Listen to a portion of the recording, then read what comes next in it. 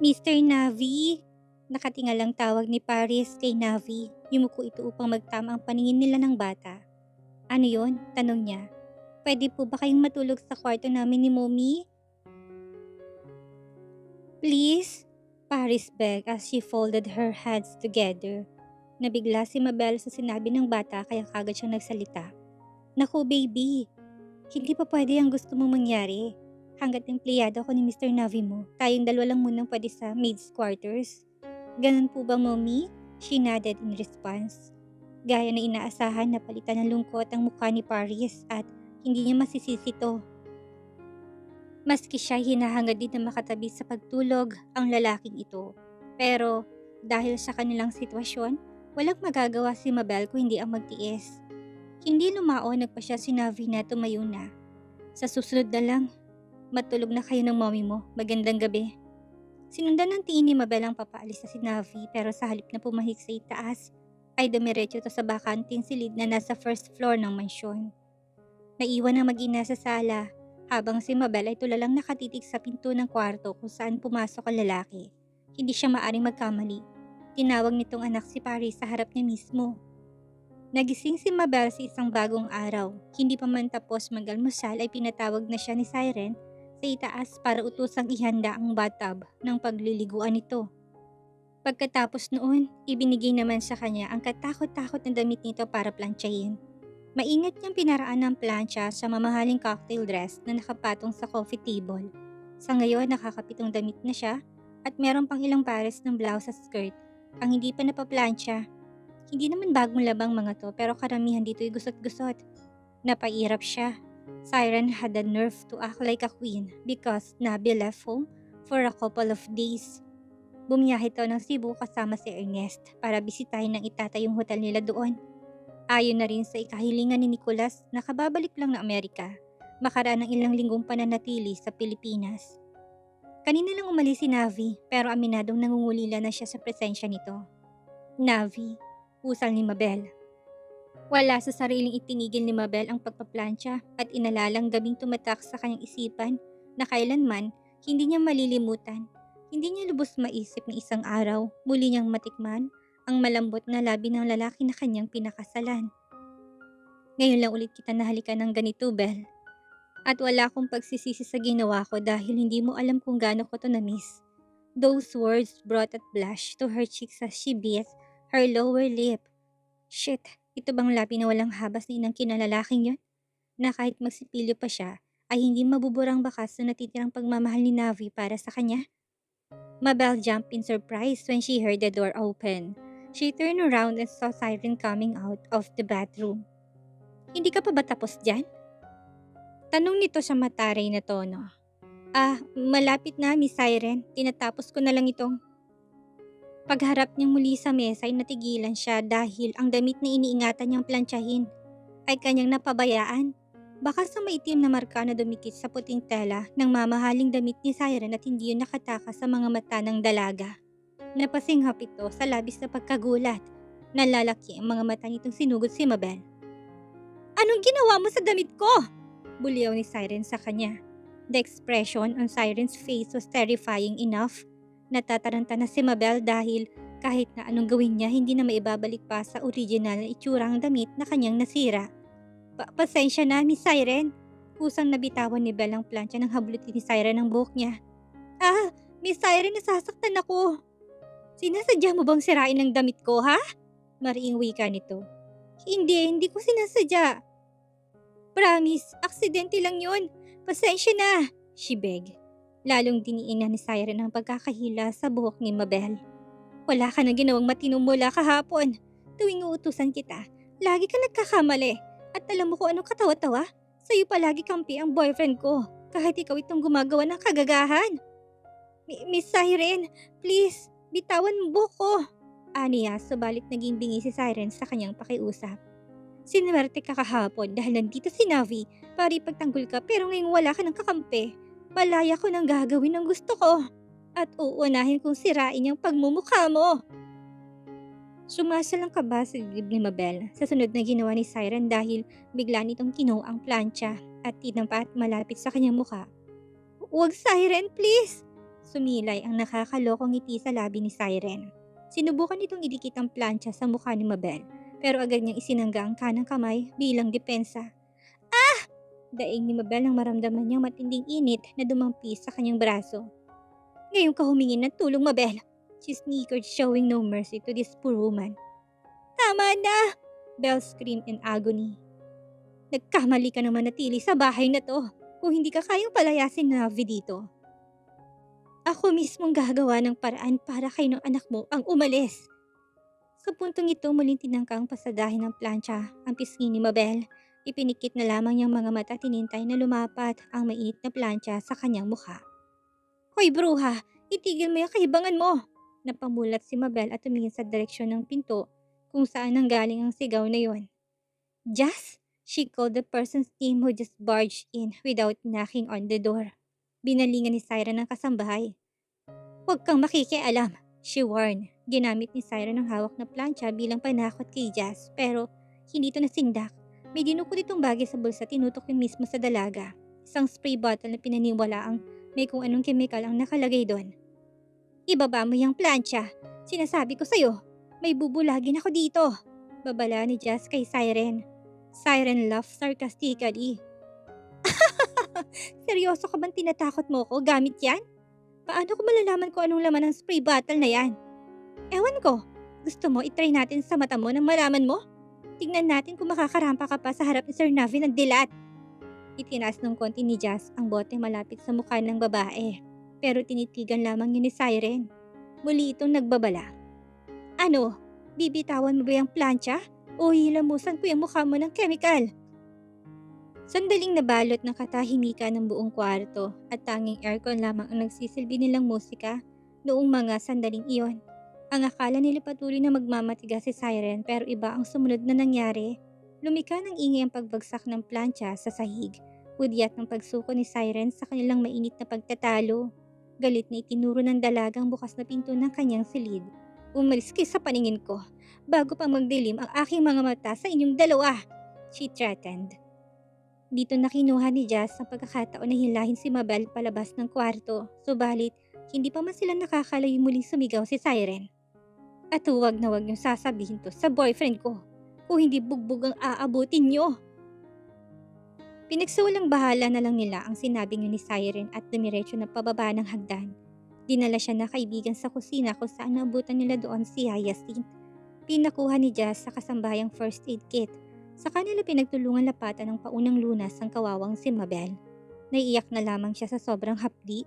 Higit pa yata ito sa sakit na naramdaman niya nang masugatan siya ng vase na aksidente niyang nabasag ng ikalawang araw pa lang niya sa mansyon.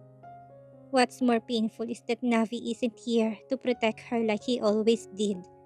Kung may paraan lang sana para mapauwi ito kaagad. Bumalik ka na please, kailangan kita ngayon baby. She thought as tears were coursing down her cheeks like a river. Isang mainit na hapon, kaharap ang mesang pinagpatungan ng krayola at papel ay tahimik na nililibang ni Paris ang sarili sa pagguhit. Mag-isa lang sa salas ang bata ng mga oras na iyon.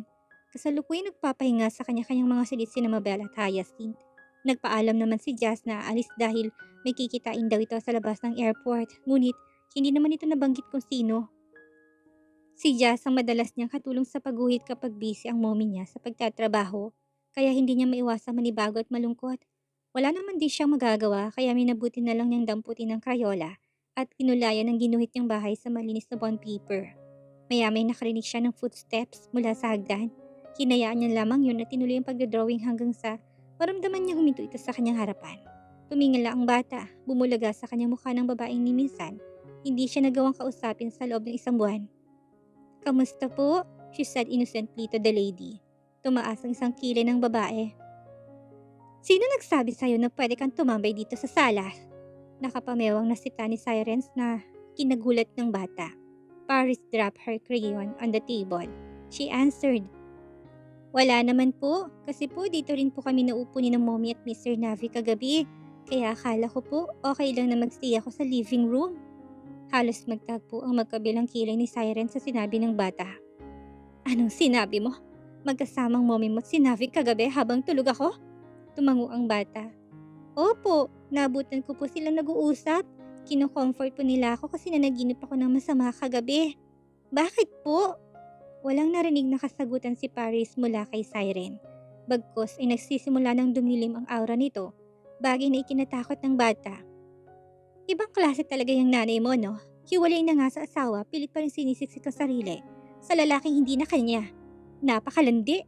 Galit itong bigkas at mahalata sa boses nito ang labis na panggigigil. Ano po yung sinasabi niyo? At saka hindi po masamang mommy ko. Depensa ni Paris. Mula sa bewang ay napahalukip-kip ang dalaga. Talaga? Aniya sabay tawa ng pagak.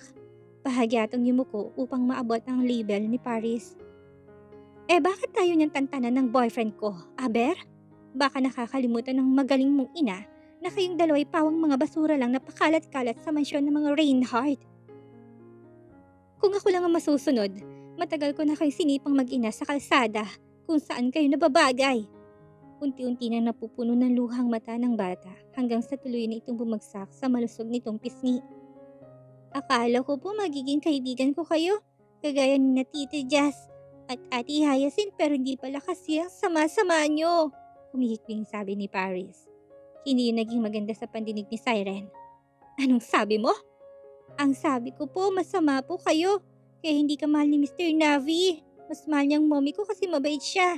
Ikaw masamang bruha. Masamang bruha pala, ha? Anito at bastang hinablot ni Siren ang papel na nasa mesa. Wag po! Sinubukang pigilan ni Paris ang dalaga, pero mabilis itong pinunit ang papel sa gitna.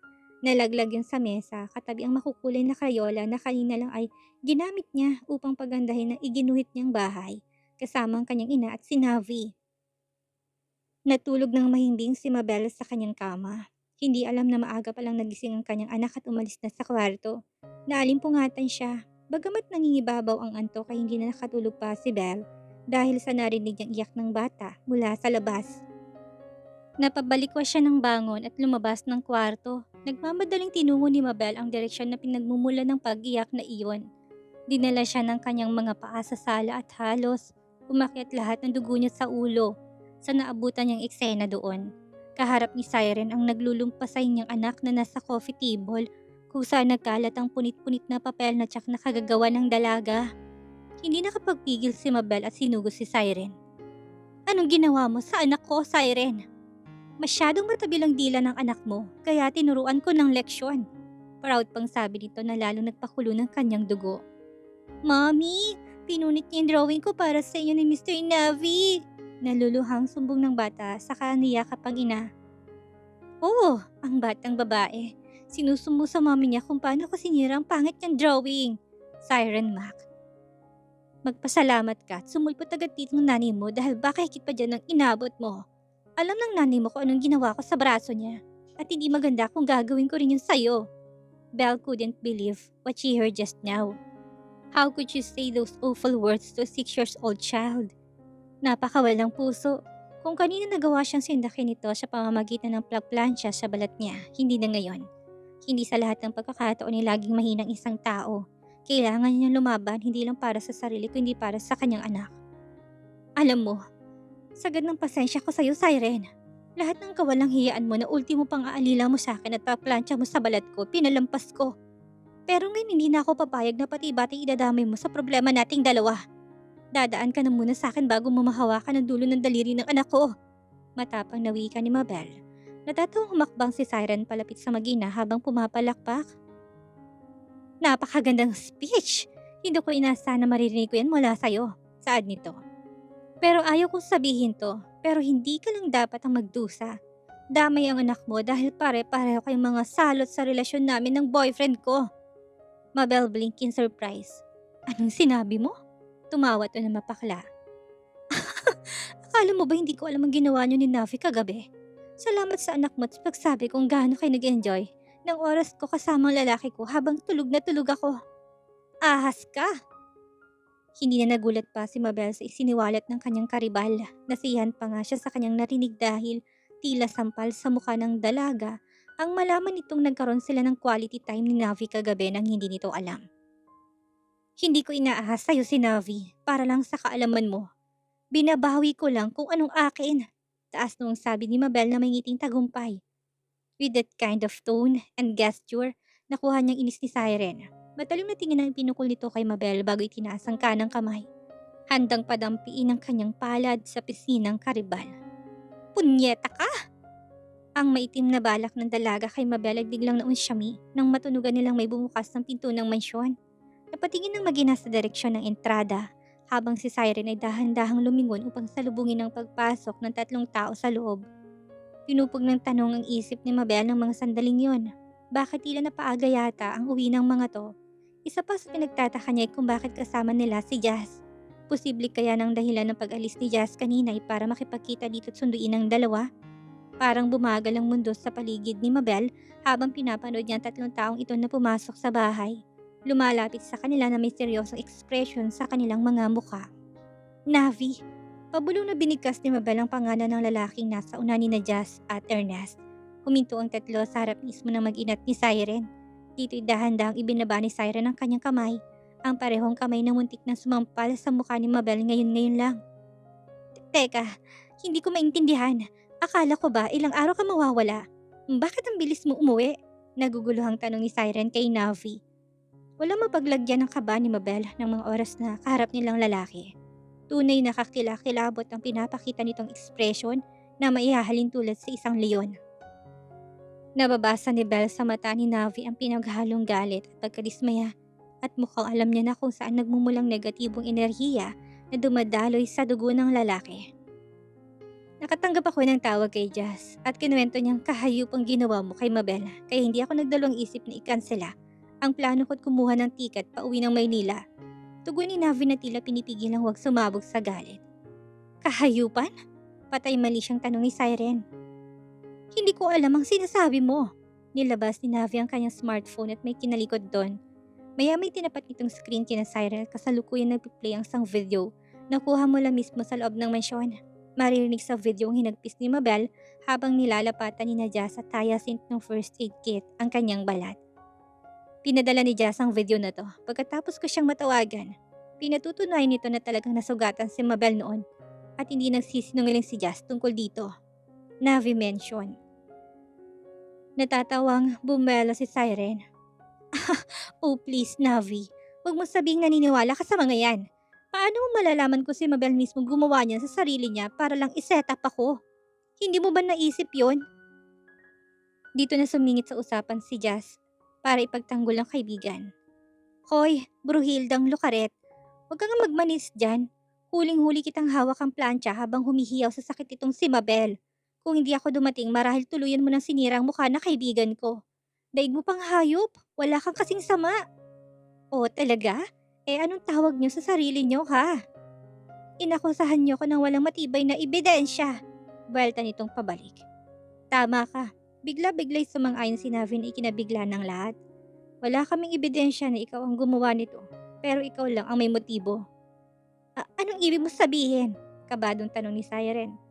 Nalaman namin ni Ernest na empleyado ng hotel sa Palawang pinasisanti ko.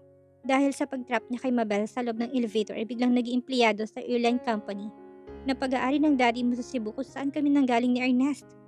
Marahil nakatirang pamilya ng lalaki yun sa Cebu at nagkataon lang na nakuha siya sa kumpanya ng daddy ko. She defended. Kaya anong kinalaman ko doon? Dahil nasa airport na kami noon, nagpasya kami ni Ernest na bisitahin siya at pilitin siyang umamin.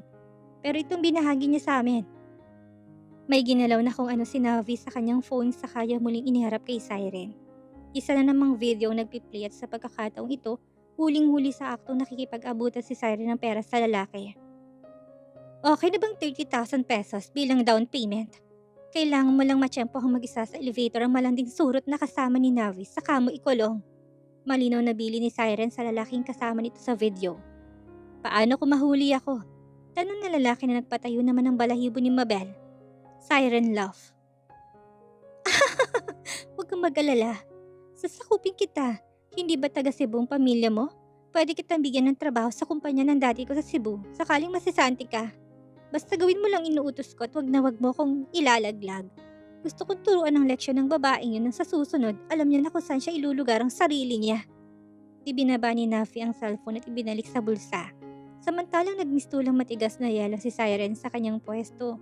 matapos pumutok ang revelasyon tungkol sa pagkakakulong ni Mabel sa elevator noon.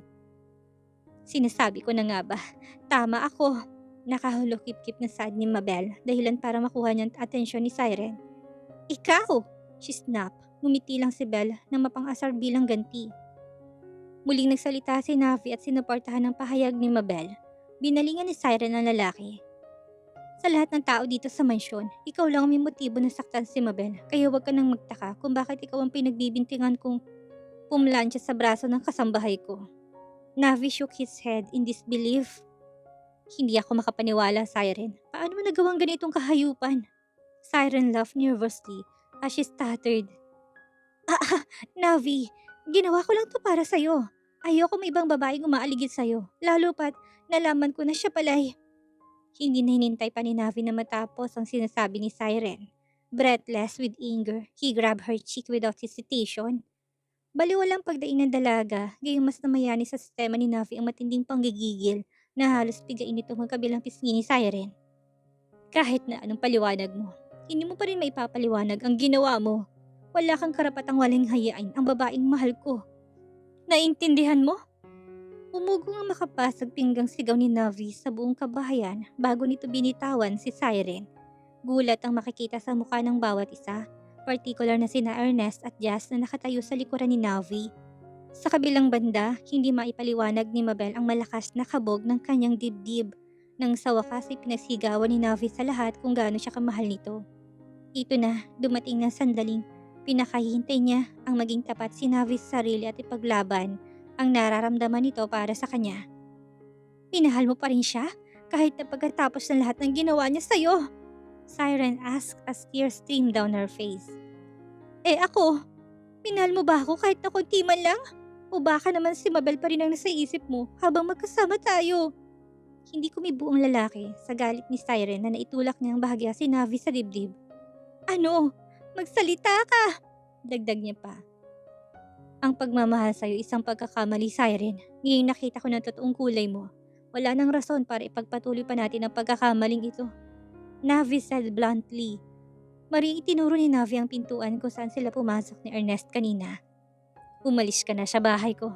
Malamig ng utos sa dalaga. Her nostrils flared. Hindi mo ko pwedeng paalisin. Baka nakakalimutan mo, Navi. Ang tatay mo nagpapasok sa akin dito.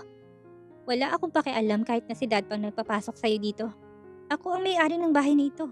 May karapatan akong palayasin ang sino mang gumagawa ng gulo sa mga kasama ko sa bahay at gusto kong umalis ka na, Siren. Tapos na tayo. Bulalas ni Navi kasunod ng pagpitik ng kanyang mga daliri.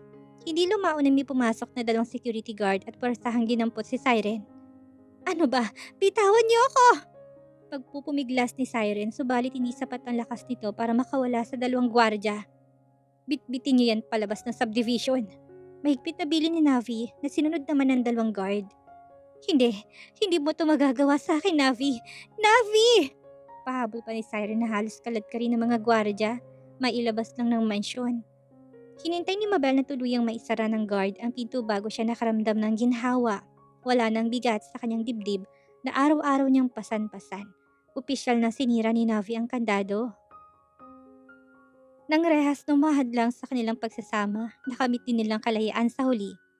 Belle, biglay-biglay sinugod siya ni Navi ng isang mahigpit na yakap kasabay ng pagpatak ng luha sa kanyang mapupulang pisngi. Salamat at pinaglaban mo ko, aniya habang nakasandal ang kanyang ulo sa balikat ng lalaki. Sinulit ng 2 sandali na yakap-yakap nilang isa't isa. Deadma lang sila sa presensya ni Jazz at Ernest na kanina pa nakatayo sa harap nila. At kapwa, questionable sa kung ano ba ang namamagitan kay Mabel at sa kanilang amo na si Navi.